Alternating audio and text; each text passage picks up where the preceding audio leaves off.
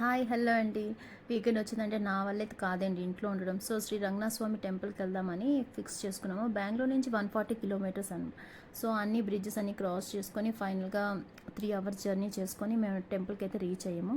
Temple అయితే నిజంగా చాలా అంటే చాలా బాగుందండి. చాలా పాత టెంపుల్. అంత పాత టెంపుల్ చాలా రేర్గా కనిపిస్తూ ఉంటాయి టెంపుల్స్లోని.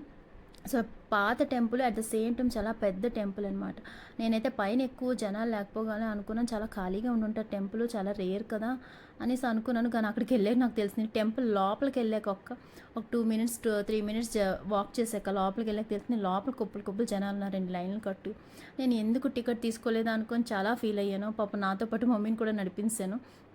కానీ టెంపుల్ మాత్రం చాలా బాగుంది. లోపలైతే చాలా ఓపెన్ స్పేస్, పెద్ద పెద్ద పిల్లర్స్ అంతా చాలా ఓల్డ్ మోడల్ అనమాట కంప్లీట్గా.